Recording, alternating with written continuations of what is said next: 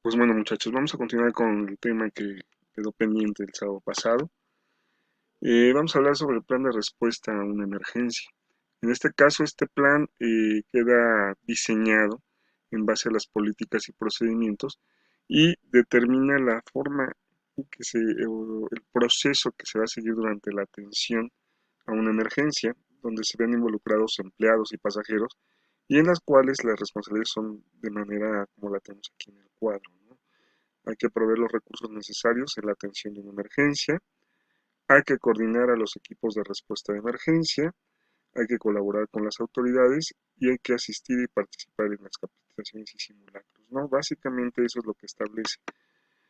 ¿Cuáles son los principios que se utilizan para este plan? Bueno, con base en la prioridad estratégica de atender con eficacia y prontitud a los pasajeros, que es la prioridad que tienen todas las empresas, bueno, es nada más a los pasajeros familiares, empleados, socios durante una emergencia, es necesario enfocar los esfuerzos para básicamente lo más importante que es preservar vidas humanas, proteger la infraestructura, brindar respuesta humana a los familiares de las víctimas, proteger la imagen de la compañía y asegurar que la operación continúe.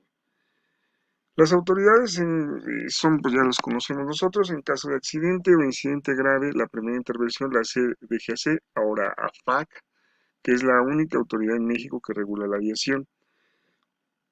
En caso de que la autoridad requiera tu asistencia para una declaración derivada de un suceso, deberás hacerlo del conocimiento de todos los superiores de la estación para poder asistir, para que también te apoyen, ¿no? De alguna otra manera, o te auxilien y asesoren, ¿no?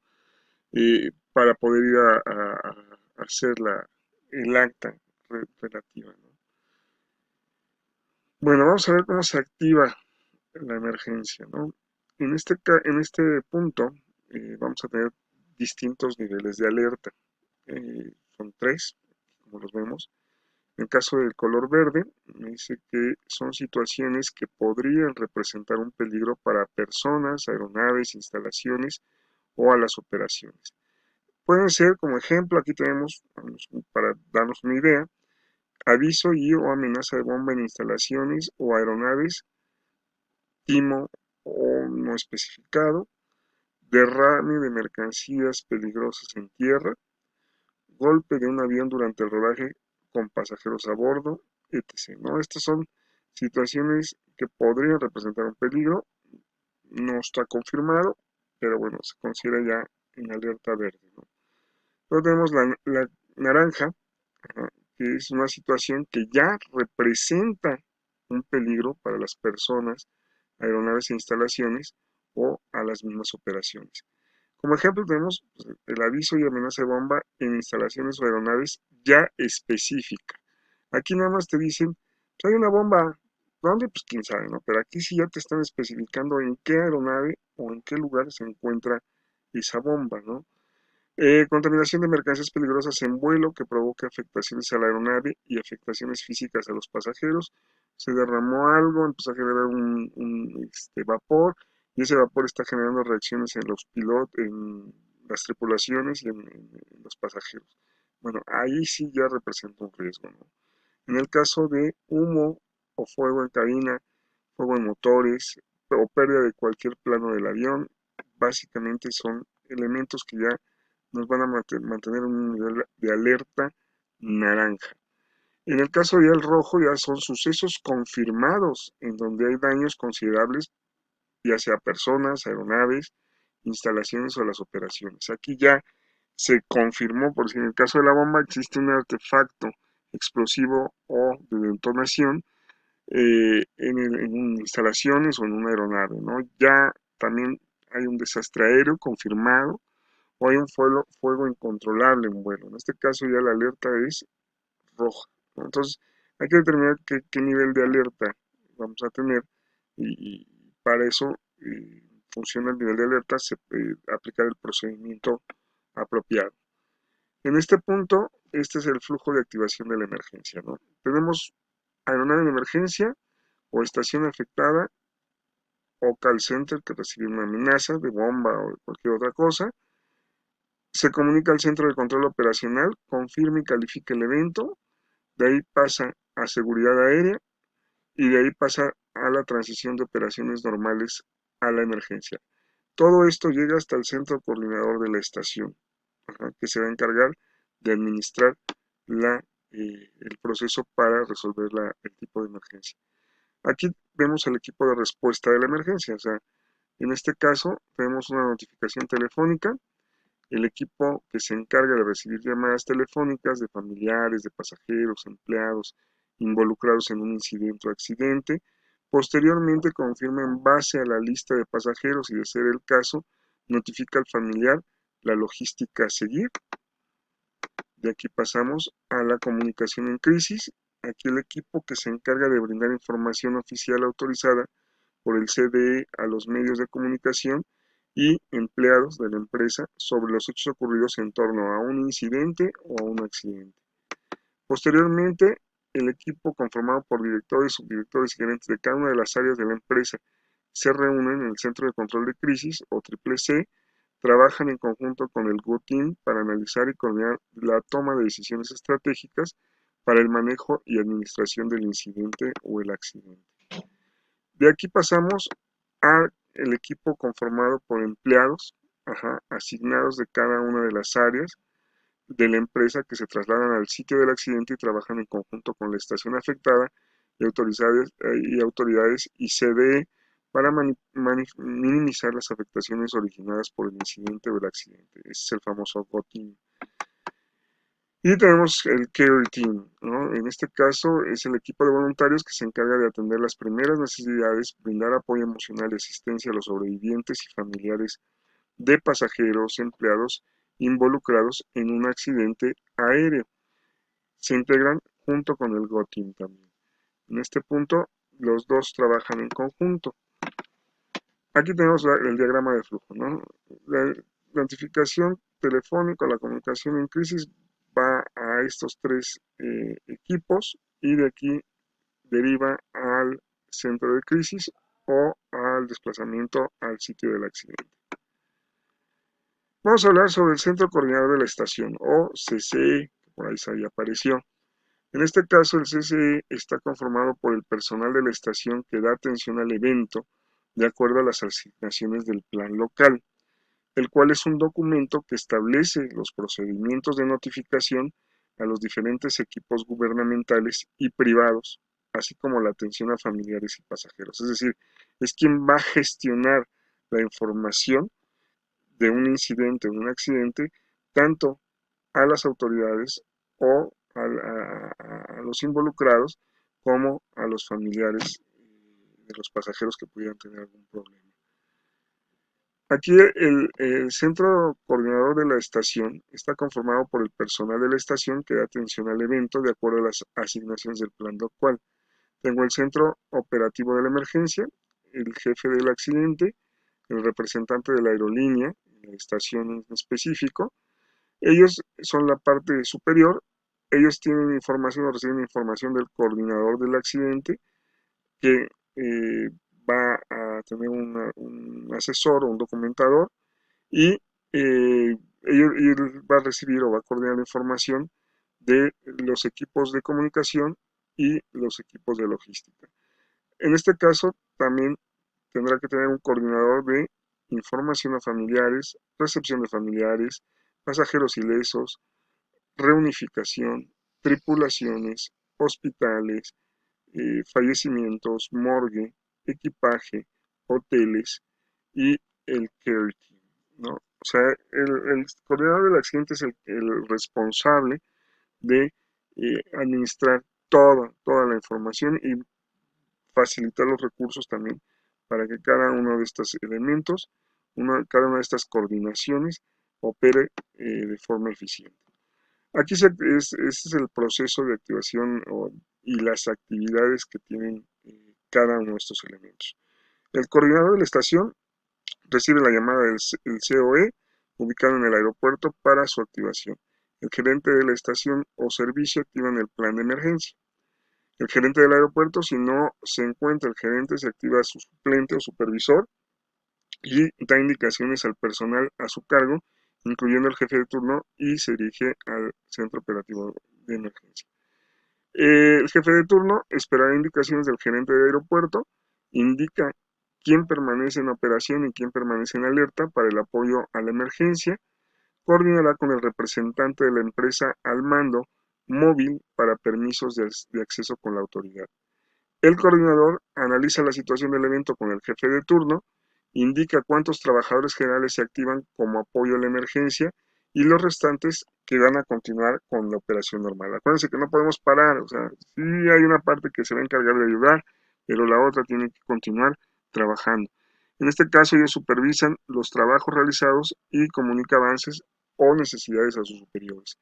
El oficial de operaciones, en caso de no haber coordinador de las actividades, el oficial de operaciones serán las mismas a desarrollar. Es decir, si no hay un coordinador, el oficial de operaciones se encargará de supervisar los trabajos realizados y ver quiénes son los que van a quedarse, quiénes son los que van a continuar las operaciones normales.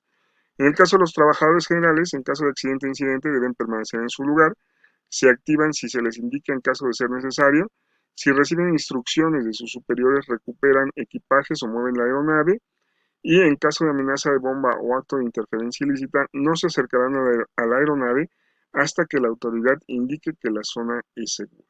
Esa es la forma de actividades que va a tener cada uno de los involucrados en el centro, en la coordinación de la operativa de la emergencia, ¿no? Tenemos que en el centro de equipajes, deberá verificar con la autoridad del aeropuerto en qué momento se pueden recuperar el equipaje y las pertenencias de los pasajeros, realizar la recuperación del equipaje con la empresa de rampa buscando salvaguardar la integridad máxima del equipaje, y en caso de un evento mayor se coordinará con una empresa de recuperación de pertenencias personales con la que deberá tener previo contrato la empresa en cuestión que tuvo el incidente. Es decir, las maletas y todas las pertenencias deberán recuperarse para entregarse a los pasajeros que sobrevivieron o, en su defecto, a los familiares de los pasajeros que fallecieron. Eh, el sistema de gestión de seguridad operacional. Vamos a hablar de esto. Es un punto neurálgico, es un punto importante porque, bueno, a la fecha se está aplicando el sistema de gestión de la seguridad operacional a partir de 2013. Se instituyó un nuevo anexo y en este caso habla del sistema de gestión de seguridad operacional. La idea de este sistema es que sea aplicable en todas las empresas aéreas, y no nada más las empresas aéreas, sino también los prestadores de servicios a terceros.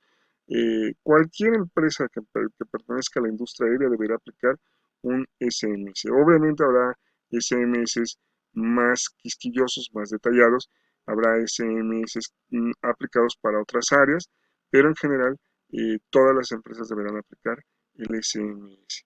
Les digo, es de carácter ya obligatorio. La idea es, de alguna otra manera, ya no caer en el viejo tema de la seguridad de carácter correctivo, ya, sino ahora es la seguridad debe ser predictiva. Y en este punto ya todas las personas que trabajan en una determinada empresa están involucradas en la seguridad, ¿no? En este caso, antes había gente que decía, bueno, pues es que no me toca a mí, no es mi función, no es mi trabajo, yo, pues es bronca de los demás. No, aquí tienen que trabajar todos en conjunto, ¿sí? Y antes también había por ahí el miedo, ¿no? De que es que si digo me van a correr, es que si digo, no, ya también los reportes y toda la información es no punitiva, es decir, no te van a castigar, no te van a reclamar, no te van a regalar, al contrario, el prever elementos que permitan de alguna otra manera ser predictivo para evitar un incidente, un accidente, pues básicamente optimiza las operaciones, optimiza la empresa, ¿no? Entonces, bueno, pues vamos a hablar de esto, del sistema de gestión de seguridad operacional o SMS, que es un término que muy comúnmente ya van a escuchar. En este punto, entonces, pues bueno, vamos a conocer eh, esto del sistema de gestión de seguridad operacional. Eh, Vamos a hablar sobre el fundamento y el panorama que trae esto. Ya medio comentamos ahorita. Seguridad operacional, ajá, o el sistema de administración de seguridad. Ajá, es el famoso SMS. Eh, Nos va a generar estado en que el riesgo de lesiones a las personas o daños se puede reducir y se mantiene en un nivel aceptable o por debajo del mismo por medio de un proceso continuo de identificación de peligros y gestión de riesgos. Esto es lo importante. Esto es lo que hace el SMS. Es un proceso continuo de identificación de peligros y gestión de riesgos. Eso es realmente lo que es. En este caso, nosotros tenemos que safety, ajá, habla de seguridad operacional, y de alguna otra manera es todo aquel elemento que pudiera afectar la seguridad de manera operativa, como es plataformas en mal estado, faunas la fauna en el aeropuerto, el no apego de los procedimientos operativos, equipo en mal estado. En este punto, nosotros hablamos que la seguridad de la aviación civil, en base a los fundamentos de la OASI, también nos habla del security. O sea, son dos cosas distintas. Una cosa es safety y otra es security. Security es como, para que sea más claro, es como el blindaje de las instalaciones aeroportuarias y de las mismas aeronaves. Ahí nos dice, es la protección de la aviación civil contra los actos de interferencia ilícita, y este objetivo se logra mediante una combinación de medidas, recursos humanos y materiales. En este punto, nosotros podemos hablar que el security es toda la aplicación del anexo de seguridad, ajá, y contra el apoderamiento ilícito de aeronaves. Eh, se encarga de inhibir terrorismo, secuestro, sabotaje, amenaza de bomba. Eso es lo que es el security. Entonces, aquí debe quedar muy claro la diferencia entre los dos, entre security y safety. Aquí la tenemos. Safety o SMS previene accidentes e incidentes operacionales. Security o SEMS proviene de actos de interferencia ilícita o actos de sabotaje, básicamente. La seguridad ocupacional es multidisciplinaria en asuntos de identificación y control de riesgo, así como enfermedades en el lugar del trabajo. Por ejemplo, uso de tapones auditivos, rodilleras, arneses, mantenimiento industrial, etc., etc. Eso es lo que pertenece a la parte de la seguridad ocupacional. Vamos a ver aquí. SMS es el sistema de gestión de la seguridad operacional y que involucra a todo el personal de la organización. El SMS es un enfoque sistemático que incluye la estructura orgánica, las líneas de responsabilidad, las políticas y procedimientos necesarios para poder anticipar cualquier incidente o accidente que pudiera ser en potencia. Los fundamentos en los cuales está basado este sistema, es decir, la normatividad que aplica, viene desde la OASI en el anexo 19, que es la gestión de la seguridad operacional, o SMS. Es el anexo más nuevo de la OASI, es el anexo eh, que realmente se emitió apenas en el 2013. Ajá, tenemos hasta antes del 2013 18 anexos, hoy por hoy ya son 19. También tenemos todo lo que son la normatividad establecida por IATA para la certificación de seguridad de calidad, que es IOSA, ISMED actual. La Secretaría de Comunicaciones y Transportes por parte de México, que aplica la norma 64, ajá, SCT 3 2012, y obviamente por los manuales de SMS de las empresas en cuestión, ¿no? Toda esta es la reglamentación que va a estar aplicada para normar el SMS como tal. ¿Cómo se da un proceso de certificación de SMS? Bueno, no cualquiera puede hacerlo, hay que tener unos ciertos parámetros, hay que cumplir con ciertas obligaciones, hay que tener ciertos procedimientos ya implementados, pero se supone que ya a estas alturas todas las empresas deben estar certificadas en SMS, ¿no? Entonces, para este punto, pues la certificación se da en básicamente cuatro fases. La fase 1 es la presentación y revisión de la planeación del SMS en la organización. Se checa el análisis del faltante, el plan de implementación, el manual SMS, cómo está el plan de respuesta de emergencias. Si pasa esto, pasamos a la fase 2, en donde hay una revisión en el sitio de la ejecución de los siguientes procesos: gestión de riesgos, capacitación, documentación, comunicación de información. Si pasamos esta parte, bueno, ya pasamos a la parte 3, en donde se hace una revisión en el sitio de la ejecución de los siguientes procesos: gestión de riesgos, capacitación en materia de seguridad operacional, comunicación de la información y documentación. Y por último, a la fase 4, que también se da en el sitio de ejecución, y lo que se supervisa aquí son los siguientes procesos: supervisión y medición del despacho, efectividad en control de riesgos, gestión del cambio, capacitación en materia de seguridad operacional, la documentación correspondiente y cómo se dan los procesos de comunicación. En este caso, si se cubren estos cuatro fases, se emite ya un certificado de inicio de vigilancia SMS, una certificación de SMS para la materia. Aquí vamos a recordar un poquito lo que vimos en el sábado pasado, en el que hablábamos de la definición de peligro, consecuencia y riesgo, ¿no? En el sábado pasado hablábamos de peligro y riesgo, ¿no? Creamos que peligro, bueno, pues es una condición, objeto o actividad que potencialmente puede causar lesiones al personal, daños al equipamiento, estructuras, pérdida de material o reducción de la habilidad para desempeñar una función determinada.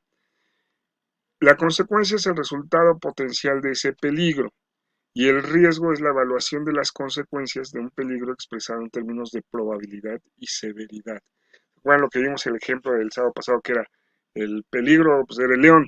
El riesgo es dónde lo voy a ver, ¿no? Si fuera o dentro de la jaula, ¿no?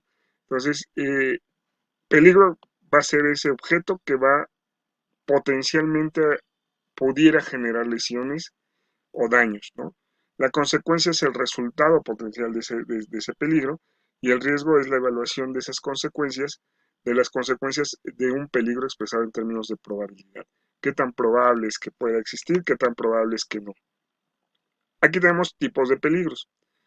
Básicamente se vienen estos tres rubros: técnicos, económicos o naturales. Vamos a analizarlos uno por uno.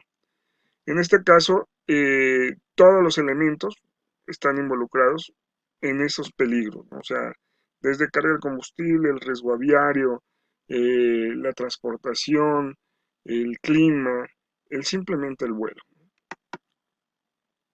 Aquí tenemos algunos elementos, ajá, hundimientos en plataformas, escalera con badana desdoblado y armado con una frazada de Aeroméxico, paso continuo de vehículos en las calles de servicio, presencia de gravilla en la rueda del tren de nariz, que está mal la plataforma, ejecución del pushback con el tractor invertido, donde el operador pierde de vista los aleros, puertas bloqueadas durante la recarga de combustible con pasajeros a bordo, escaleras móviles en estado de corrosión, aquí lo vemos muy marcado, vehículos a exceso de velocidad sobre los caminos perimetrales, ¿sí?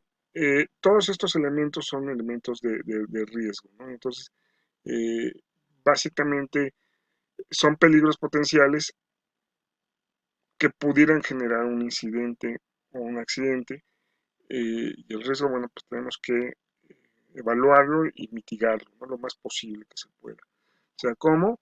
Pues bueno, va desde, nos regresamos un poquito, ajá, o sea, reportarlo al aeropuerto para que hagan las debidas reparaciones, inhabilitar la escalera, básicamente no es utilizable. Ajá, el aeropuerto deberá planear el lugar de acercamiento, el lugar de circulación de los vehículos, ajá, y hacerlo más grande o ponerlo de alguna otra manera, señalización de cruces peatonales. En este caso, bueno, pues revisar la plataforma básicamente para que no exista riesgo en todas las áreas donde circula la aeronave, para que no exista riesgo de grava suelta. Obviamente capacitar a los operadores para que no hagan estas condiciones, y si fue por causa de que el equipo no funcionaba, bueno, pues entonces inhabilitar el equipo hasta que esté funcionando, capacitar a los prestadores de servicios terceros o al personal para evitar este tipo de condiciones que son básicas, inhabilitar el equipo, o sea, hasta que esté operativo, ¿sí? Todo esto es parte de, ¿no? Las empresas tienen un dilema gerencial, y bueno, esto parte de que cuál es el objetivo primordial de una organización comercial, pues es alcanzar objetivos de producción, es decir, hay que generar una meta económica para poder ser realmente rentable. Entonces, este dilema gerencial es una balanza, ajá, que a nivel gerencial tiene dos problemas. O meto dinero para protección o meto dinero para producción. En este caso, más recursos a producción van a hacer que la seguridad disminuya o no se invierta en seguridad, y entonces esto me acerque a una catástrofe, a un incidente, un accidente. Si me voy del otro lado, si gasto mucho en recurso en lo que es la protección, o sea, lo que es la seguridad, pues voy a tener menos dinero de producción, lo cual va a llevar a la empresa a que trabaje con números rojos o pueda entrar en bancarrota, ¿no? Ese es el dilema gerencial. ¿Qué voy a hacer? ¿Dónde voy a invertir más? ¿Qué tengo que hacer? Lo ideal es que esté así. O sea, lo ideal es que la cantidad de recursos, ajá, para la seguridad, ajá, permita que la aerolínea sea segura, o en su defecto,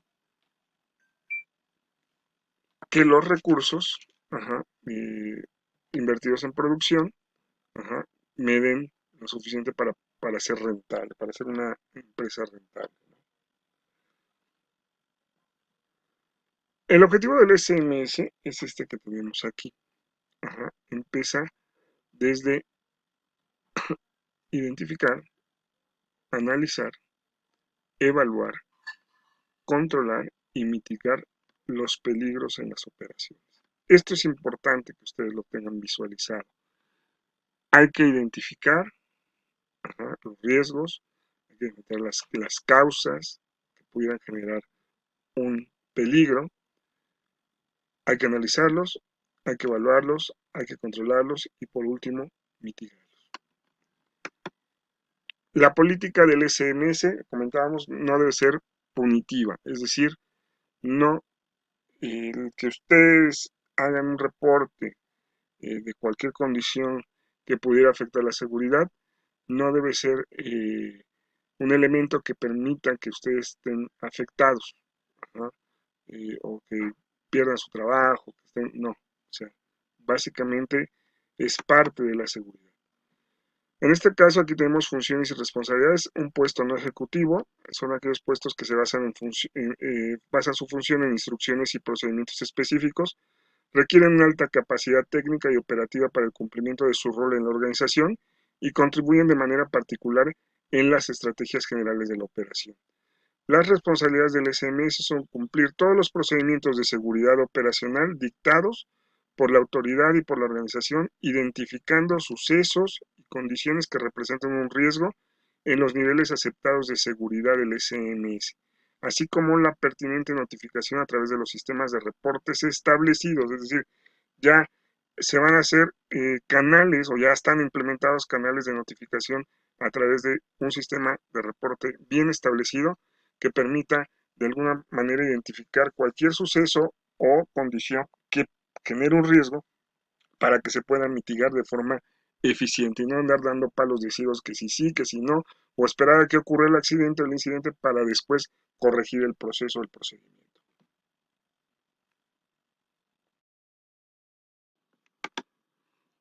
Bueno, vamos a hablar sobre la gestión de riesgos, ¿no? En este caso, es importante la identificación de peligros para evaluarlos y generar un programa de mitigación de riesgos, en el caso de la seguridad operacional.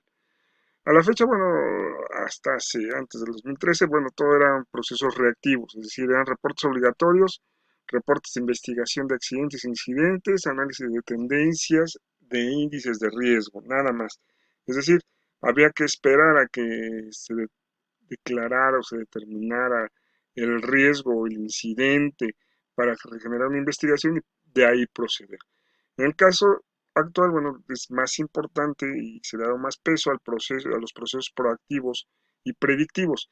En este caso ya hay un sistema de reporte voluntario y confidencial, un programa de monitoreo de datos, un análisis de riesgo, auditorías en cabinas de vuelo, programas de auditorías, encuestas y entrevistas, que de alguna otra manera permiten que uno pueda ir determinando en qué condición o en qué situación pudiera generarse un riesgo, ¿no?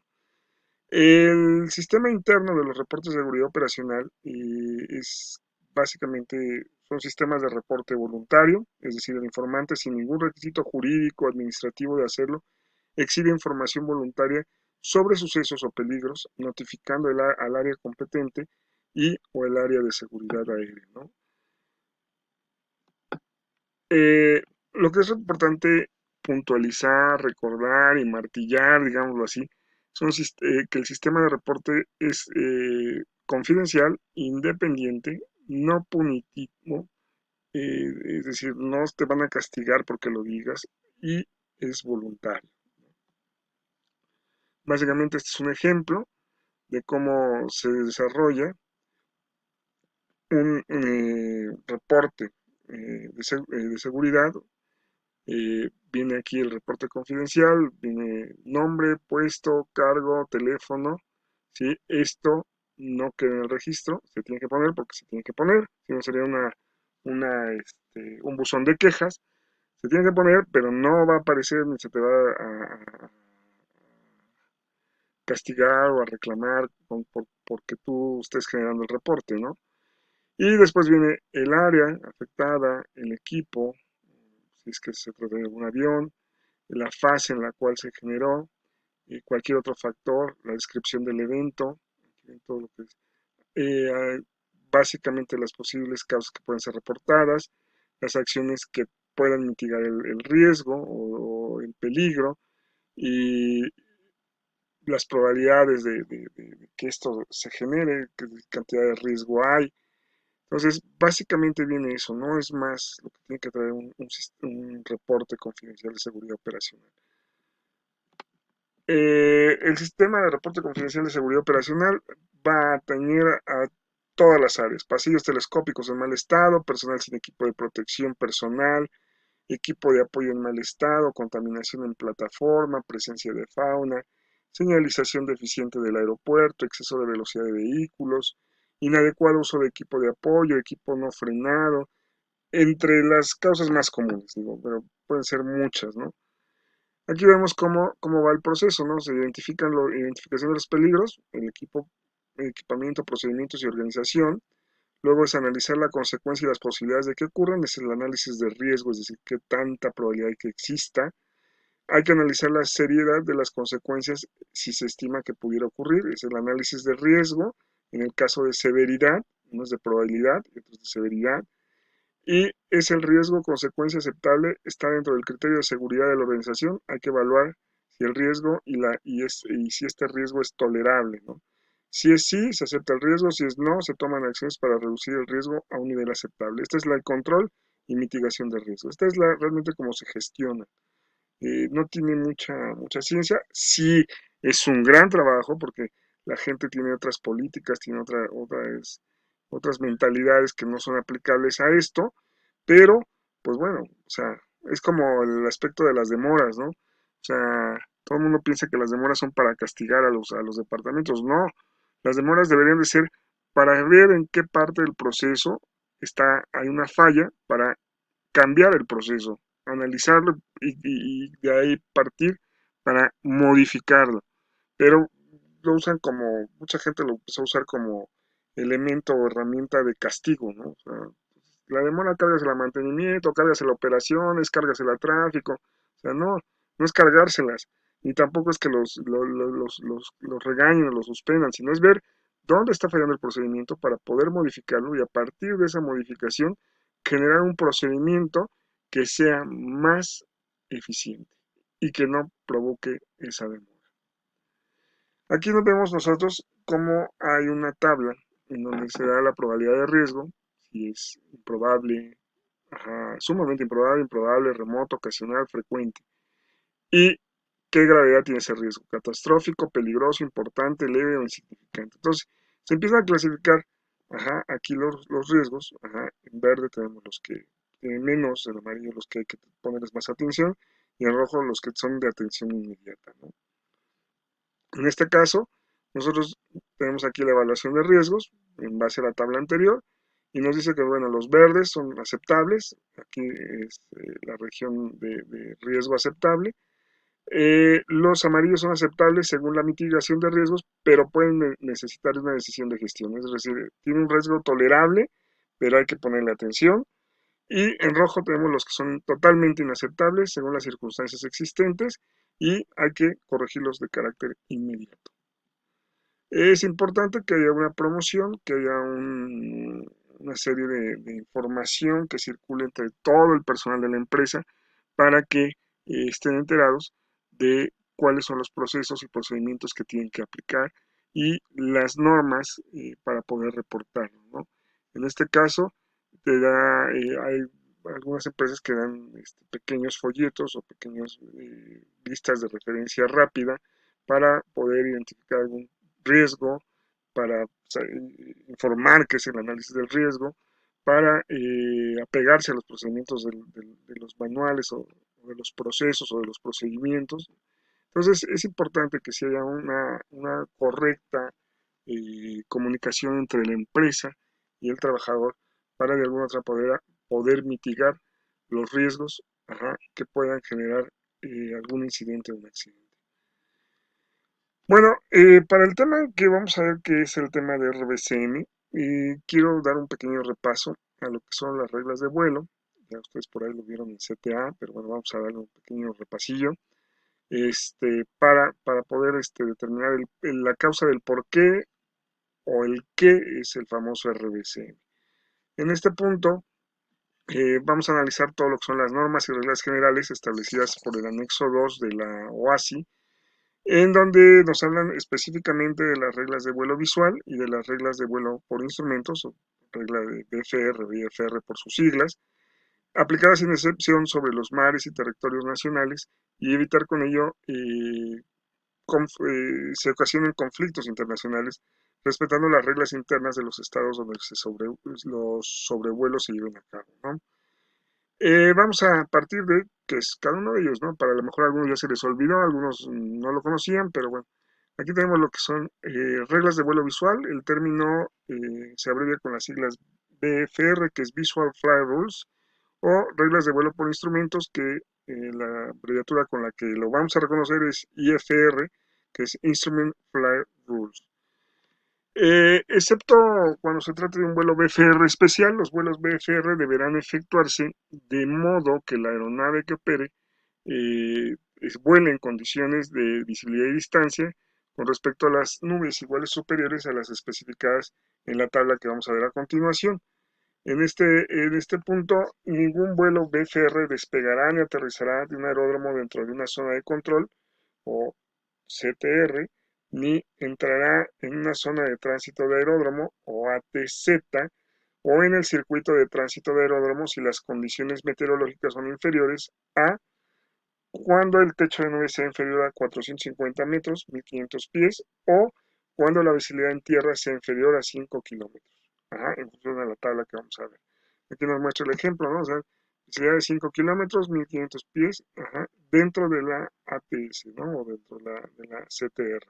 Cabe mencionar aquí que en México, bueno, en algunos lugares se hacen acuerdos regionales y esa visibilidad puede reducirse en algunos casos, pero bueno, el estándar, el marcado son 5 millas.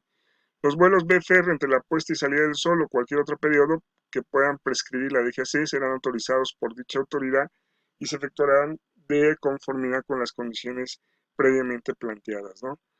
Aquí tenemos cómo aplican las reglas de vuelo visual en función de la tabla que mencionábamos. Nos muestra la clase de espacio aéreo. Tenemos clase de espacio aéreo B, C, D, E y F, G. Acuérdense que el A no, porque el A es totalmente instrumentos. La distancia de las nubes en el caso del espacio B son sin nubes. La visibilidad es de 8 kilómetros por encima de 10.000 pies y de 5 kilómetros por debajo de 10.000 pies. Esto aplica para espacio B, C, D y E, ¿no? En el caso de la distancia de las nubes, en el C, D, E, en el F, deberá ser 1.500 metros horizontalmente o 1.000 pies en la vertical y 1.000 pies en la vertical. Y en este caso, en el caso del Golfo, sin nubes y a la vista de superficie, ¿no? En el caso de el Fox del Golfo, por encima de 3.000 pies sobre el nivel del terreno, por encima de 1.000 pies sobre el terreno, lo que sea más elevado. Eso es la aplicación. Para el caso del Golfo, pues se deberán ser 5 kilómetros, ¿no? Cuando la altitud de transición, en este caso, sea menor a 1.000 pies sobre el nivel del terreno, deberá usarse Fox Lima 100 en vez de 10.000 pies. O sea, el término como concepto. Cuando así lo autorice la dependencia de ATS o Servicio de Tránsito Aéreo correspondiente, puede permitirse que los helicópteros operen a una velocidad de vuelo inferior a 1.500 metros si lo hacen a una velocidad que dé oportunidad suficiente para observar otro tránsito o cualquier obstáculo a tiempo para evitar una colisión. Esto en base a las características operativas que tiene esa aeronave. En este caso, las mínimas de visibilidad y distancia de las nubes para vuelos BFR quedan de la siguiente manera. A nivel de vuelo 100 o por encima, una visibilidad horizontal de 8 kilómetros, una distancia de nubes horizontal de 1.500 metros y en la vertical 1.000 pies o 300 metros. Por debajo del nivel de vuelo 100, visibilidad horizontal de 5 kilómetros, distancia de nubes horizontal 1.500 metros y en la vertical siguen siendo esos 300 metros o 1.000 pies. Esto es importante, bueno, podrían sacarle foto para que lo tengan, es el resumen de la tablita, pues, o sea, para acabar pronto.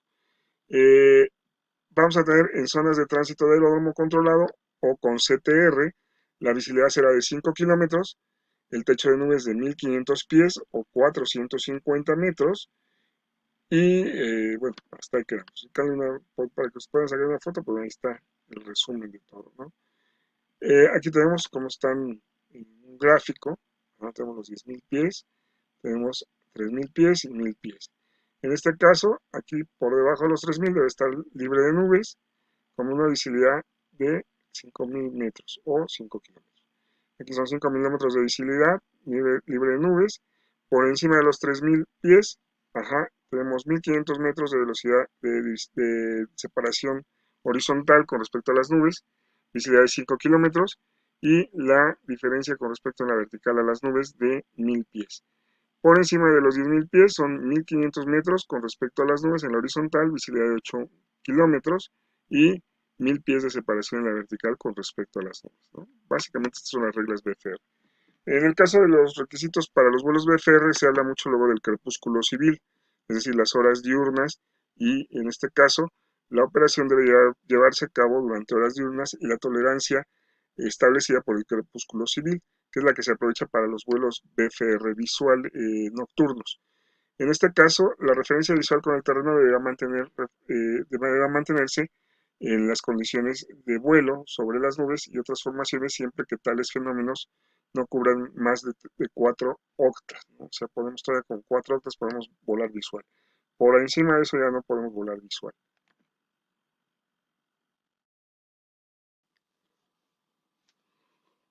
Bueno, en este punto hay que recordar que el techo de nubes no deberá ser inferior a 1.000 pies. En los vuelos BFR la separación de 500 pies de la base de las nubes por aplicación del BFR y de 500 pies de altura sobre el terreno por aplicación de las reglas generales.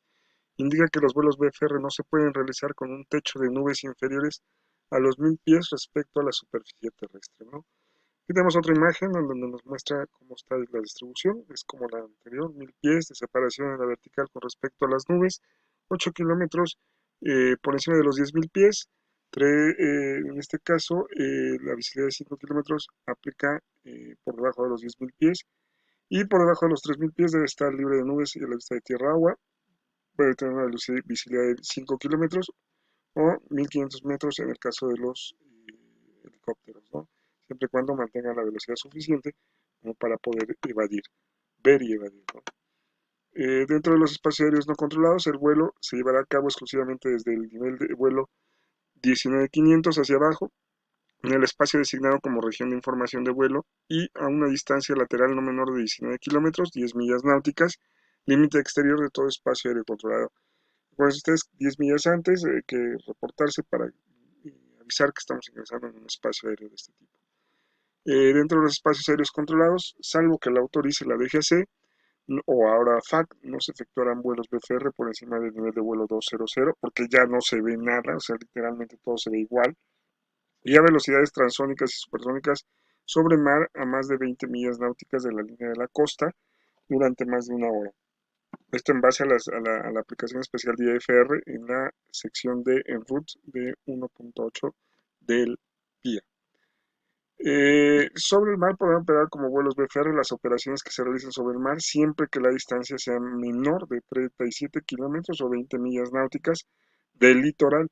Cuando se realice mayor distancia del litoral, el tiempo de vuelo no deberá ser mayor de una hora, excepto cuando sea necesario para el despegue o el aterrizaje o cuando se tenga permiso por la DGAC. Los vuelos BFR no se efectuarán sobre aglomeraciones de edificios, en ciudades, pueblos o lugares habitados, o sobre una reunión de personas al aire libre a una altura menor de 300 metros o 1000 pies, sobre el obstáculo más alto situado dentro de un radio de 600 metros o 2000 pies desde la aeronave. O sea, aquí tenemos básicamente, ¿no? Sí recordar eso, que no está prohibido el vuelo sobre aglomeraciones de cualquier tipo, ¿no? En cualquier otra parte distinta a la especificada, el párrafo anterior, a una altura menor de 500 pies sobre tierra y agua, excepto cuando se indique otro modo en las autorizaciones de control de tránsito aéreo. Los vuelos BFR en vuelo horizontal de crucero, cuando operen por encima de los 3000 pies sobre el nivel medio del mar o 1000 pies sobre la tierra o agua, lo que resulte más alto, se efectuarán a un nivel de vuelo apropiado a la derrota especificada en las tablas de nivel de crucero, que es a las que yo quería llegar, que figuran en la sección de ruta 1.7.3 del PIA. Básicamente la tabla de niveles es como esta, ¿no? Y me dice que de 00 a 179 grados, vuelos IFR, las altitudes son cerradas. Ajá. Tenemos 1000, 3000, 5000. Ajá. En este caso se vuelan altitudes nones. Ajá.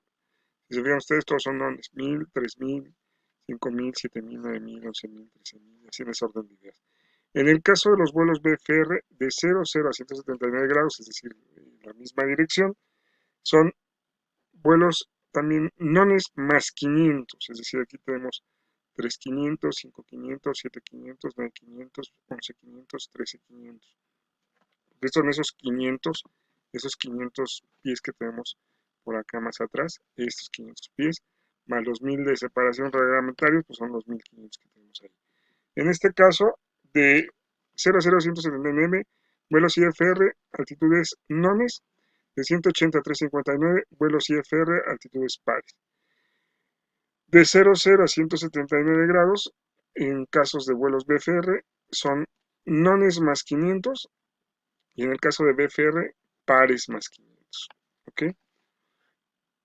El tercer factor reside mucho en la altitud de vuelo, las cuales son ligeramente diferentes para BFR y FR. Los vuelos BFR en vuelo horizontal de crucero cuando operen por encima de 3000 pies sobre el terreno, ¿no? Aquí están esos 500, ¿no? Son nones o pares más 500.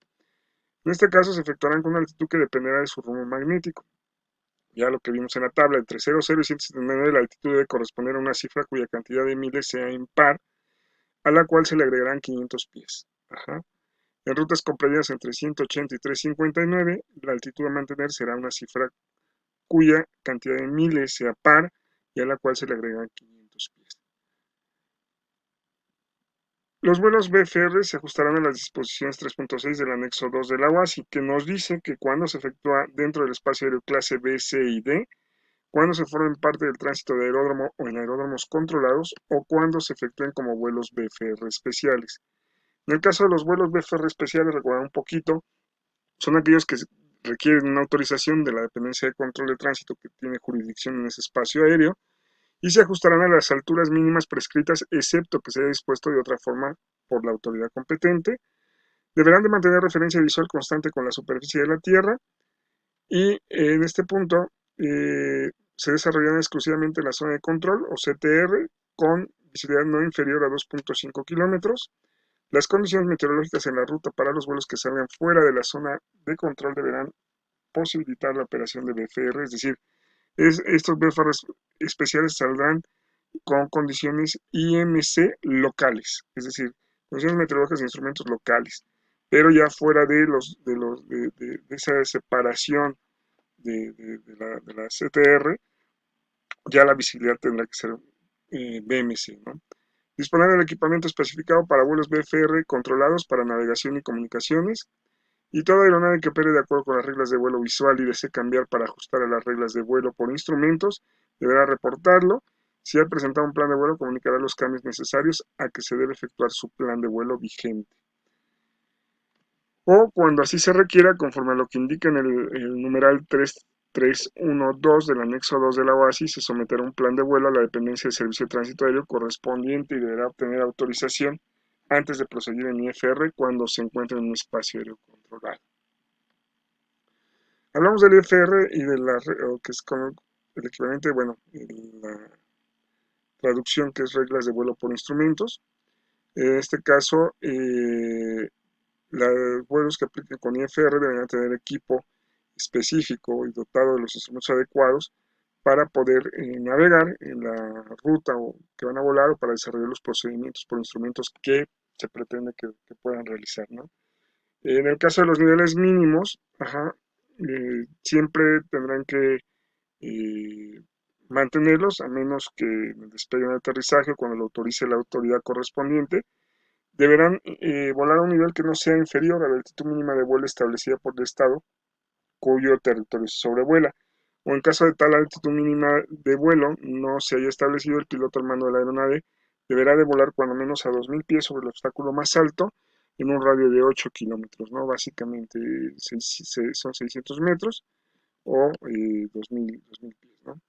En cualquier otra parte distinta, por cierto, esto es en zonas montañosas, ¿no? En zonas no montañosas o en cualquier otra parte distinta a la especificada anteriormente, la distancia deberá ser de 1.000 pies sobre el obstáculo más alto, ubicado dentro de un radio de 8 kilómetros con respecto a la aeronave.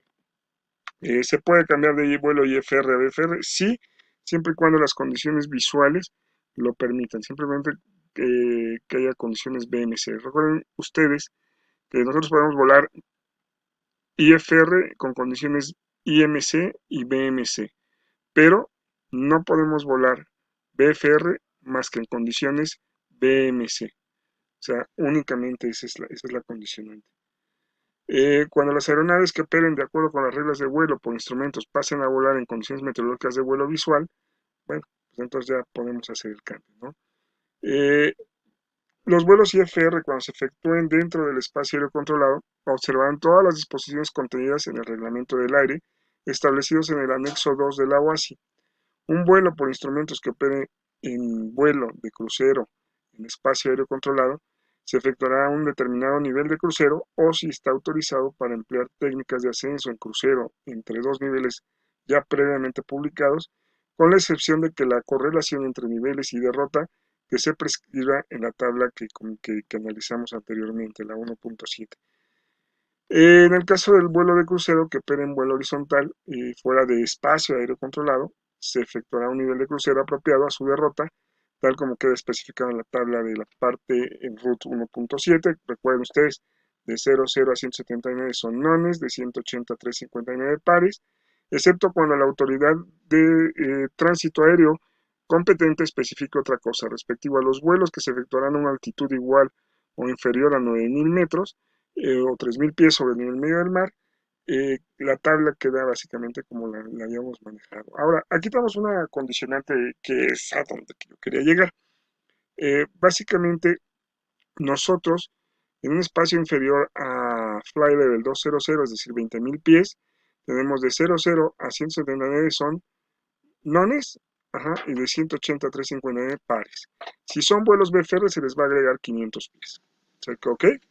Ahora, de los 20.000 a los 29.000, sigue la misma regla. De 00 a 179 son nones, de 180 a 359 son pares. pero ya esto es en cuestiones IFR. Por encima de 290, ajá, si hay espacio RBSM, van a ir en esta forma. O sea, ya aquí literalmente pues se pierde lo de los pares y los nones, ¿no? O sea, básicamente van a ir así. Y si no hubiera espacio RBCN, aquí si se fijan ustedes la diferencia es de 1000 pies, 1000 pies, 1000 pies, 1000 pies, 1000 pies.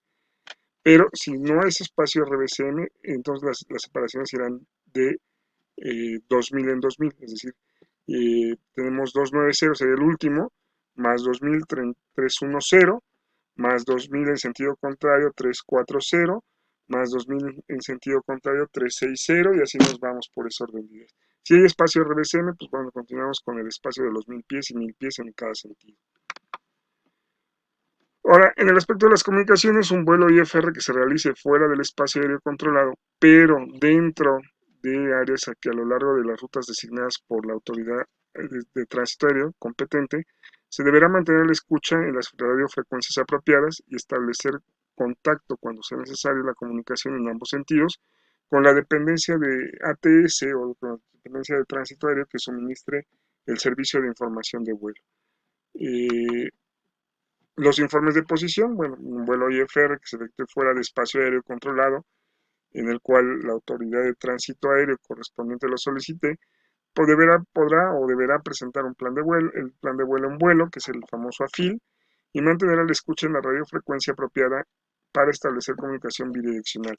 En caso necesario que la dependencia de tránsito aéreo que proporciona el servicio de información de vuelo lo solicite o lo requiera, bueno, notificará su posición de acuerdo a lo establecido en el numeral 3.6.3 del anexo 2 de la OASI para vuelos controlados, que es lo que ustedes vieron en comunicaciones aéreas, ¿no? Aquí tenemos para que le saquen foto, es básicamente cómo están los espacios aéreos, cómo se dividen los niveles de vuelo en función a las derrotas, ¿no?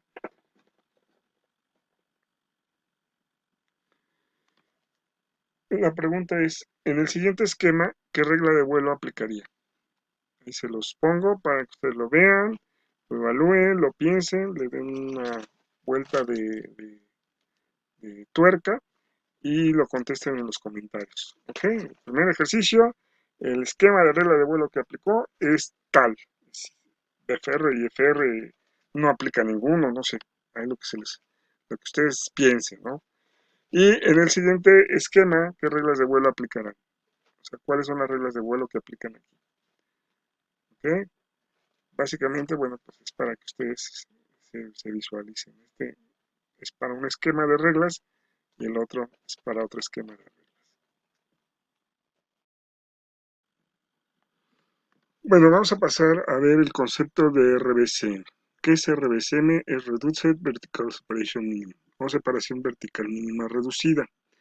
RBCM va a ser un concepto aprobado por la OASI para reducir la separación vertical entre aeronaves de 2000 pies a 1000 pies. Esto nada más a partir del nivel de vuelo 290 hasta el nivel de vuelo 410. Eh, Vamos a ver por qué hay esta reducción o por qué se busca esta reducción. A finales de los años 50 se reconoció que era necesario aumentar por encima de determinado nivel de vuelo la separación vertical mínima, ajá, prescrita que era de 300 metros o 1000 pies, debido a que a medida que aumenta la altitud, disminuye la precisión de los altímetros barométricos en base a que la densidad del aire es más baja, ¿no? Esto dio origen a que en 1960 se estableciera una separación vertical mínima de 2000 pies entre aeronaves por encima de 290. Ya en el 82, con la coordinación del grupo de expertos sobre el examen de concepto general de separación de la OASI, los Estados miembros iniciaron programas a fin de estudiar a fondo la cuestión de la reducción de la separación vertical mínima por encima de 290.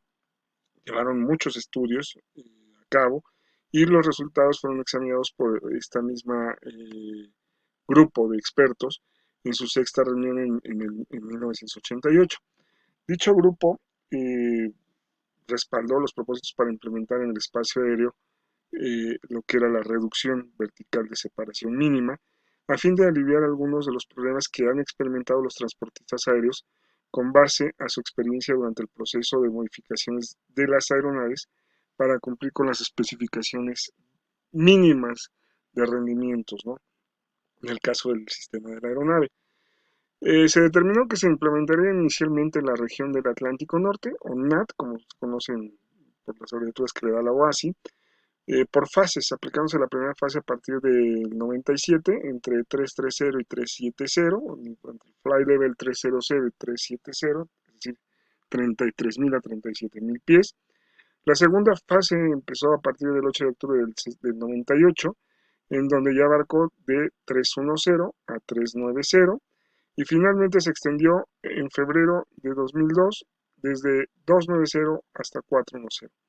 Esto en función del porcentaje de aeronaves aprobadas para realizar vuelos en el espacio aéreo RBCM. Es decir, no cualquier avión puede hacerlo, tiene que estar certificado y vamos a platicar un poquito más adelante. Tiene que estar certificada la aeronave, certificada la empresa y certificada la tripulación, ¿no? Para poder operar en este espacio con reducción vertical. Obviamente, bueno, dirán, pues, ¿por qué no lo dejaron en 2000? O sea, pues básicamente por seguridad pueden manejarlo en 2000. Sí, pero la demanda del tráfico aéreo se ha disparado y entonces, bueno, se requiere mucho esos niveles que están ahí. Posteriormente se han incorporado otros espacios aéreos en las operaciones RBCM, como son el Pacífico Norte o NOPAC, el Atlántico del Oeste o Europa, Pacífico Oriental Chino, del Mar, del Sur, dentro de un plan de cobertura mundial que forma parte de los nuevos sistemas de comunicación y navegación y vigilancia, así como la gestión del tránsito aéreo, recomendados por la OASI. En Norteamérica, la región NAM, que Canadá implementó en abril de 2002 el espacio RBCM, la región norte de su espacio aéreo, y asimismo Estados Unidos tiene a partir de las 9.1 UTC del 20 de enero de 2005, implementando el RBCM en todo su espacio aéreo. Por lo que se refiere a las regiones del Caribe y Sudamérica, que es básicamente la que nos toca a nosotros, se implementó en la misma fecha a fin de que toda América quedara incorporada a las operaciones RBCM. En el caso de México, las operaciones RBCM se realizaron bajo procedimientos homologados con los espacios aéreos de los estados adyacentes, es decir, con los espacios aéreos con los cuales tenía colindancia el espacio aéreo mexicano. En este caso, la Dirección General de Aeronáutica Civil y el órgano desconcentrado de servicios a la navegación en el espacio aéreo mexicano, o CENEAM, formaron el grupo de trabajo RBCM, integrado por representantes del sector aeronáutico que también estuvieron participando, tales como la Cámara Nacional de Aerotransporte, la Asociación de Taxis Aéreos y Aviones Ejecutivos de la República Mexicana, el Colegio de Ingenieros Mexicanos en Aeronáutica, el Colegio de Pilotos Aviadores de México y la Asociación de Controladores de Tránsito Aéreo de México. Básicamente todos ellos estuvieron involucrados, ajá, y de alguna otra manera ellos se encargaron de llevar a cabo el proceso para el establecimiento de la operación de las operaciones RBCM en el espacio aéreo mexicano, el cual incluye el desarrollo de la normatividad correspondiente, entre otras acciones, ¿no? Básicamente. En este punto, hablando de normatividad, nosotros sabemos que la normatividad para operar en el espacio aéreo RBCM está prácticamente homologada a nivel mundial. Sin embargo, cada área tiene sus particularidades, ¿no? En el caso del manual de implementación de RBCM establecido por OASI, el propósito de ese manual era proporcionar a los grupos regionales de planeación bases para elaborar los documentos y procedimientos y programas para la implementación de esa separación vertical mínima de los 1000 pies por encima del nivel de vuelo 290 dentro de ciertas regiones, siguiendo los criterios establecidos por OASI, ¿no? Este manual también tenía como función, o tiene como función, proporcionar orientación a las autoridades aeronáuticas de cada país referente a las medidas necesarias que deben asegurar para cumplir con los criterios y requerimientos de cada estado así como la información de referencia que sirve de ayuda a los operadores para desarrollar los manuales operacionales y los procedimientos para sus tripulaciones de vuelo, ¿no? En el caso del FAR 91, sabemos que FAR es la reglamentación americana. En el apéndice G, en general nos especifica que es RBCM y las normas para sobrevolar el espacio aéreo norteamericano en función a esas condiciones RBCM. En el caso de México tenemos la norma 091 SCT3 del 2004, en el cual el objetivo principal de la norma oficial es establecer los procedimientos de operación de las especificaciones de aeronavegabilidad y operacionales de las aeronaves RBCM que deben de cumplir, ¿no? O sea, tanto concesionarios, permisionarios, operadores de aéreos para su operación en el espacio aéreo que México recibe MRBCM, ¿no? El espacio aéreo mexicano desde 2290 hasta 410, inclusive dentro de la FIR México y la FIR Mazatlán Oceánica, ¿no?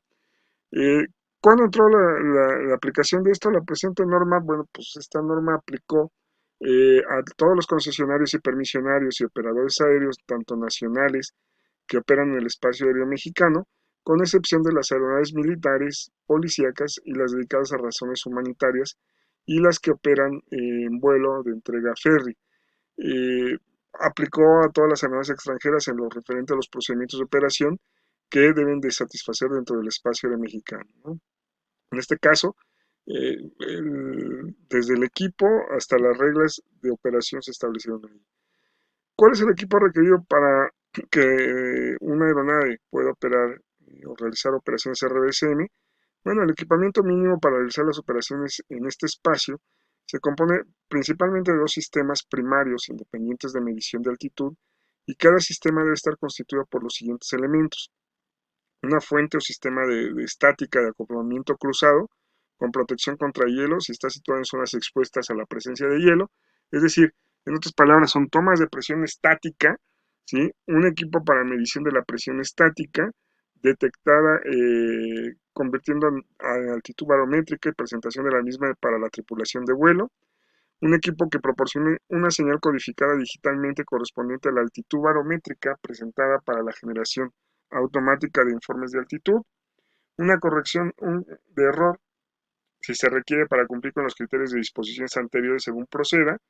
Y señales referenciadas a la altitud seleccionada por el piloto para control avisos automáticos. Estas señales deben obtenerse en un sistema de medición de altitud y en todos los casos deberán permitir que se cumpla con los criterios de salida de control de altitud y alertas. Es decir, tenemos un sistema optimizado para evitar que haya errores de, de altitud en el sistema, ¿no? En este caso, el sistema de alerta de desviación de altitud debe generar una alerta cuando la altitud presentada a la tripulación de vuelo se desvíe de la altitud seleccionada en un umbral nominal, es decir, en un espacio de protección. Para aquellas aeronaves cuya solicitud de certificación tipo se presentó antes del 9 de abril del 97, este valor nominal de umbral no puede ser mayor a más menos 90 metros o más menos 300 pies. Para las aeronaves cuyas solicitudes del sistema se presentaron en o después del 1 de enero de 1997, el valor no puede ser mayor de 60 metros, más menos 60 metros o más menos 200 pies. Hoy por hoy, la tolerancia global de los equipos en implementación de estos valores nominales no puede ser mayor a más menos 15 metros o más menos 50 pies. Es decir, se ha ido reduciendo el margen de error para estos sistemas, ¿no? Es un sistema de alerta que cuando el avión tiene una desviación mínima, ajá, le va a alertar al piloto de que se está desviando para que él aplique la corrección apropiada para regresar a la altitud. Ojo, estamos hablando 50 pies, más o menos 50 pies, es una baba de separación. Eh, el sistema automático debe instalarse como mínimo de un control de altitud con una capacidad para mantener la altitud que cumpla con los criterios establecidos de más o menos 50 pies de la presente norma, ¿no? Cuando se proporciona una función de selección o adquisición de altitud, el panel de control debe configurarse de tal modo que exista un error mínimo de más o menos 8 metros o más o menos 25 pies. Eso es cuando tenemos un sistema de guía, un sistema que proporciona un selector de altitud, en el cual yo selecciono la altitud y el piloto automático lo va a llevar a esa altitud. En este caso, a la máquina se le pide un máximo de error de más o menos 25 pies o más o menos 8 metros, no más. En este caso, una vez que ya seleccionamos la altitud y se presenta la tripulación de vuelo, la salida correspondiente del sistema de control deberá tener ese valor mínimo, ¿no? Un transpondedor con notificación de altitud-presión deberá contarse también dentro del equipo, es este que tenemos aquí. En este caso, el sistema antimático de la aeronave deberá proporcionar una señal al transpondedor para que a su vez este lo mande y el controlador lo tenga a la vista, ¿no? El TICAS no es requerido para las operaciones RBCM, sin embargo, de tenerse instalado el TICAS 2, este debe tener la versión 7 o más actualizado. Recordemos que el TICAS es el sistema que va a indicar cuando existe un tráfico, ajá, en riesgo de colisión con nuestra aeronave y nos indica qué hacer, si subir o bajar, ¿ok? En este caso no es requerido, pero bueno, si se tiene, pues adelante. Vamos a ver que hay ciertas aeronaves que no operan no son exceptuadas dentro de este espacio RBCM. Esto, bueno, teniendo en cuenta la imposibilidad física debido a las limitaciones en el diseño de las aeronaves para adaptar la inmensa mayoría de las aeronaves militares a las MAPs, ajá, definidas para la RBCM. Entonces se decidió que las aeronaves de Estado, además de las de vuelo humanitario, de mantenimiento y despacho, estuvieran exentas de tener que cumplir con los requisitos de aprobación de RBCM para operar en el espacio aéreo de Centro y Suramérica, ¿no? En el espacio aéreo CAR, SAMS, RBCM, a las aeronaves de Estado y los vuelos humanitarios de mantenimiento y despacho sin aprobación RBCM, se les proporciona separación vertical mínima estándar de 2.000 pies respecto a cualquier otra aeronave IFR, aunque se espera que el número de aeronaves de Estado y vuelos humanitarios de mantenimiento y despacho sin aprobación dentro del espacio aéreo de Centroamérica y Suramérica sea muy pequeño. No debe subestimarse el impacto que la gestión de tales vuelos tendrá sobre la carga de trabajo de los controladores. O sea, aquí, ¿qué pasa? Bueno, pues que si alguno va exceptuado de RBCM, entonces volvemos al esquema de los 2.000 pies y entonces inhabilitamos los niveles de vuelo que pudieran servir más adelante. Ok, dentro de los procedimientos que se deben hacer previos al vuelo, nosotros sabemos que bueno, tenemos que presentar un plan de vuelo y en este caso, durante la presentación del plan de vuelo, la tripulación, tanto de vuelo o el personal de operaciones, deberá poner especial atención en las condiciones que pueden afectar la operación en el espacio aéreo de RBCM. Esto incluye, pero ojo, no se limita a verificar primero que la aeronave se encuentre incluida en la aprobación operacional RBCM. 2. Revisar que las condiciones meteorológicas reportadas y pronosticadas en la ruta de vuelo sean favorables. Que el equipamiento mínimo de los sistemas necesarios para las operaciones RBCM esté capacitado.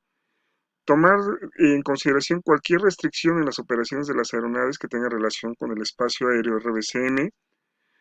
Y revisar que el plan de vuelo muestre que el avión y el concesionario, permisionario y operador aéreo cuente con aprobación operacional RBCM. Debe anotar la letra W en la casilla 10 del formato de plan de vuelo, independientemente del nivel de vuelo solicitado. O sea, si es operativo esa aeronave para volar en espacios RBCM, se deberá poner aquí en esta casilla la letra W. Ahora, todos los operadores de aviones del Estado no aprobados, es decir, no tienen RBCM, no están aprobados para RBCM, con un nivel de vuelo solicitado de 290 superior, deben insertar la frase status, non RBCM en la casilla 18 del plan de vuelo. Status non RBCM indicará que la solicitud del tratamiento especial para el ATC proporciona separación vertical de 2.000 pies entre esos vuelos y otros aviones que operen dentro del espacio aéreo RBCM. Durante la inspección exterior de la aeronave, el oficial de operaciones deberá presentar o deberá prestar, mejor dicho, mucha atención en que las tomas de estática que se ubican en el fuselaje del avión eh, estén despejadas, o sea, que no tengan ningún problema de bloqueo, ¿no? Eh, que cualquier otro componente, como los tubos pitot, estén libres, ¿no? Cualquier irregularidad que detecte el oficial de operaciones deberá notificarlo al mecánico de la aerolínea para que él se encargue de aplicar las medidas correspondientes, ¿no? También tenemos que checar la lista de equipo mínimo, o MEL, ajá, que es muy conocida por muchos con esas siglas, MEL. Ahí van a darnos la indicación de los niveles de adecuación o de redundancia de los sistemas para las operaciones RBCM, es decir, si puede operar faltándole uno o cuántos sistemas va a tener, ¿no? Qué, qué sistema va a cuidar a qué sistema. En el caso de la redundancia, cuántos vamos a tener, ¿no? En este punto, ajá, se tiene que checar el sistema eléctrico, incluyendo batería, protección contra hielo, navegación y comunicaciones, equipo de emergencia y cualquier otro equipo necesario para las operaciones RBCM, facilidades de comunicación y de navegación. Debido a la importancia del correcto funcionamiento de los sistemas, el oficial de operaciones deberá verificar siempre el estatus de la flota para hacer las consideraciones respectivas en caso de que existan restricciones o limitaciones por MEL, ¿no? Este es el formato típico del MEL, pues este es el 22 Autoflight, y este es el capítulo 34 Navigation, y aquí me muestra cuántos son los números requeridos para el despacho de la aeronave, ajá, la cantidad de equipos instalados, aquí tenemos dos, es el sistema de piloto automático, es para reparaciones tipo C, o sea, no, en ese momento no hay que ver si está programado o no. ¿Cuántos equipos hay? Dos. ¿Cuántos se requieren para poder operar, para poder despachar el avión? Uno. Y aquí me da dentro de las notas para operaciones RBCM, el último sistema operativo debe estar en condiciones óptimas para poder despacharse la aeronave, ¿no?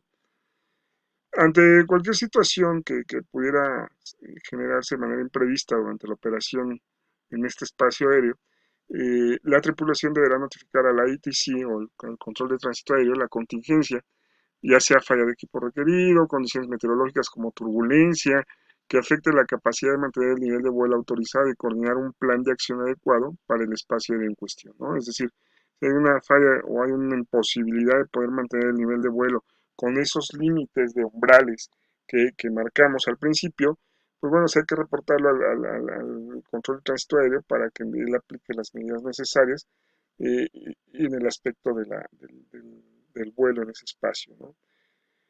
También vamos a encontrar un concepto que va muy relacionado a todo ya, es el concepto PBN, que es Performance Based Navigation, o navegación basada en la performance o navegación basada en el rendimiento de la aeronave.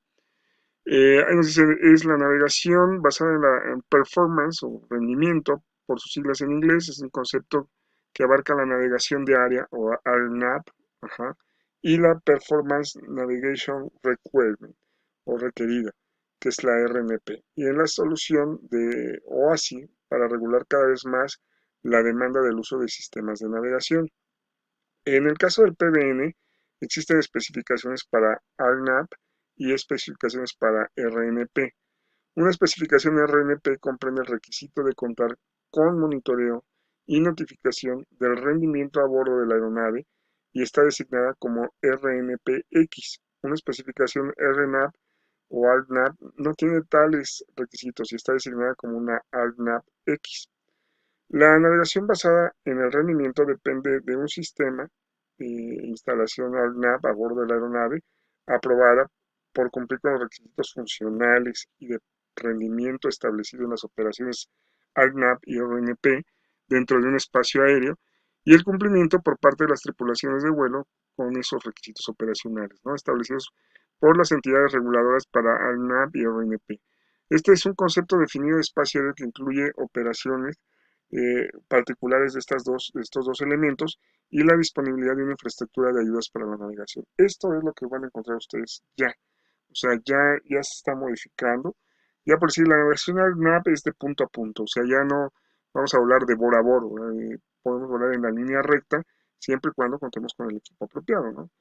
La utilización en este caso del PBN requiere necesariamente de dos aprobaciones. Una que es la aprobación de aeronavegabilidad, que trata exclusivamente sobre la aprobación de las aeronaves, y la aprobación operacional, que se encarga de los aspectos operacionales que debe cumplir el operador.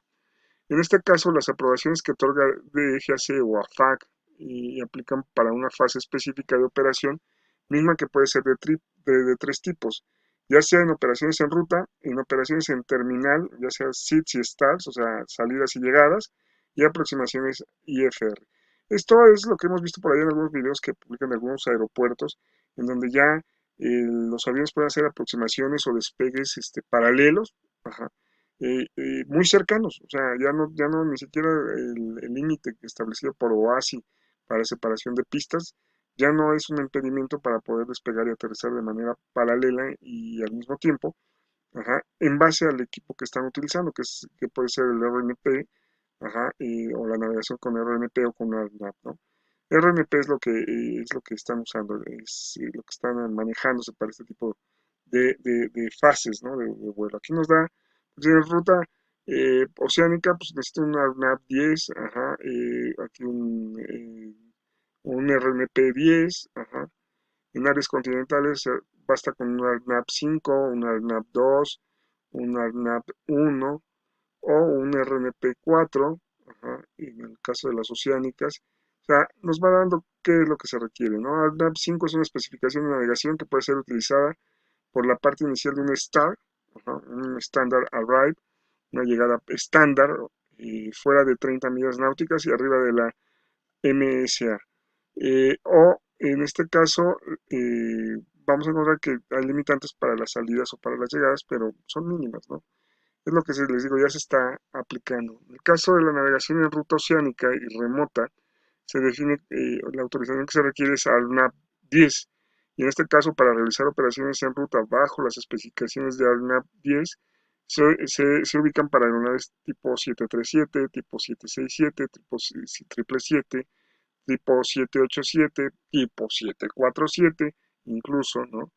En el caso de la navegación en área terminal, pues también es aplicable para todas estas aeronaves, pero en este caso, para realizar estas operaciones, se requiere, bajo las especificaciones, tener el ARNAV 1 o el ARNAV 2, ¿no? Cualquiera de los dos.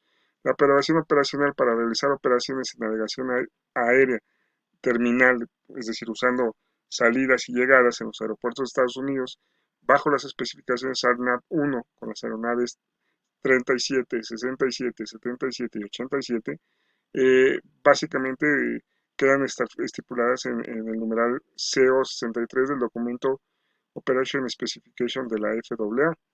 En este caso, los sistemas alternativos que pueden ayudarse, servir como complementarios para el ARNAV, ajá, son el viejo y confiable BORDME, el DME nada más, el INS, que es el Inertial Navigation System, o IRU, y el GPS, ¿no? En este caso, que está entrando ya para tumbar todos los sistemas de navegación, que es el GNSS.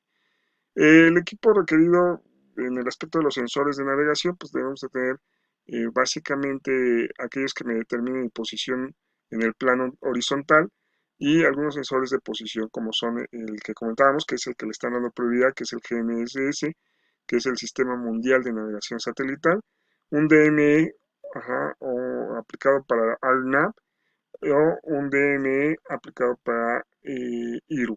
Ajá. Básicamente son lo que requerimos, los requisitos. Y bueno, pues ya hablaremos posteriormente de ETOPS, pero eso ya lo veremos en la siguiente.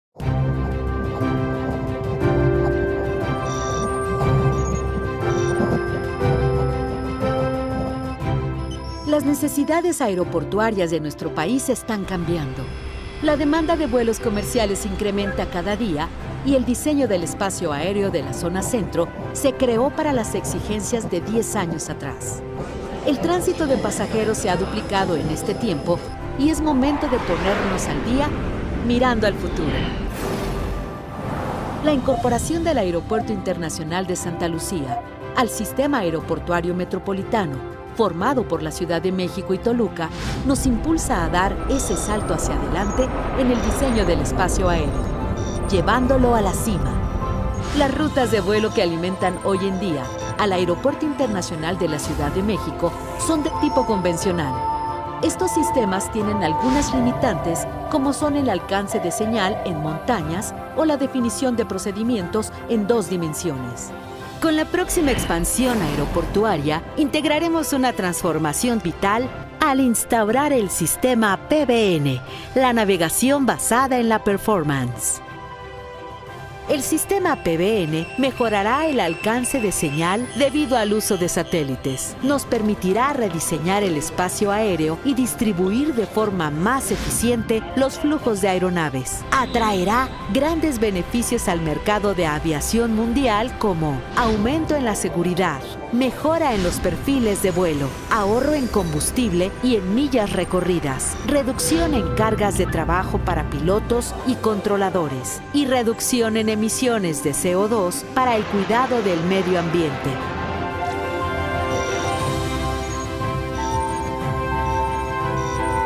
Con este nuevo diseño, estableceremos puntos de entrada para el arribo de aviones, dependiendo de su procedencia.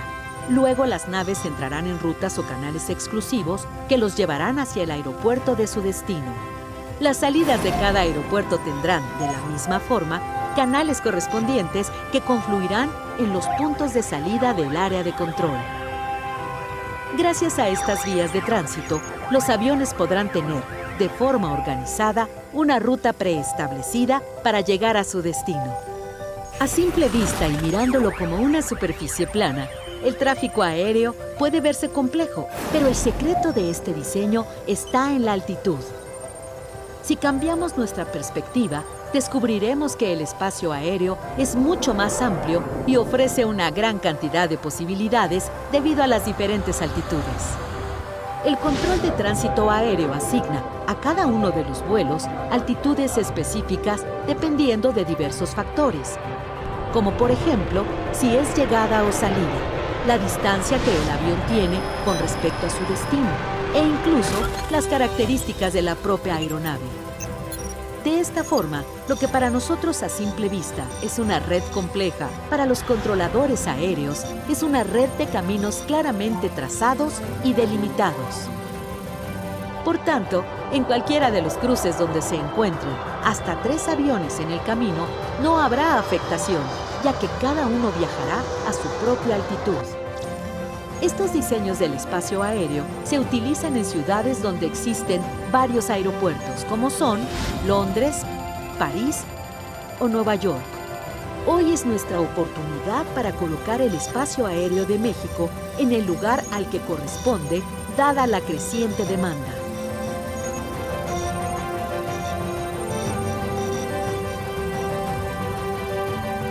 Con la incorporación del Sistema Aeroportuario Metropolitano, que incluye los aeropuertos internacionales de Santa Lucía, Toluca y Ciudad de México, haremos la transformación vital de la estructura del espacio aéreo.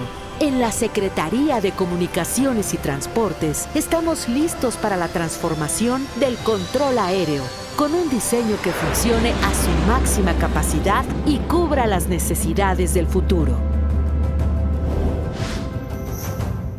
Gobierno de México.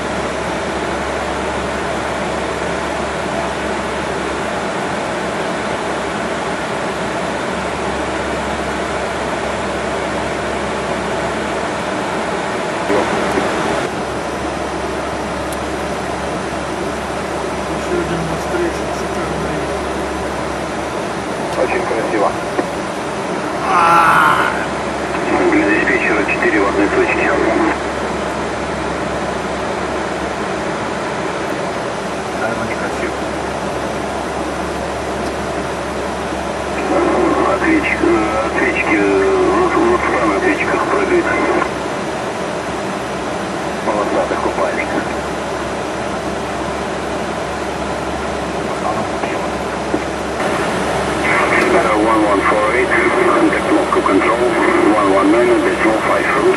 119.5, Аэропорт 1122, работайте, Ростов, контроль 133, летай 6. 133, 6, аэропорт 1122, до свидания. Ветер 55, дорога, 32. Ветер 575, работайте, Ростов, контроль 133, летай 6. 33, летай 6, Ветер 55, спасибо за творение, до свидания.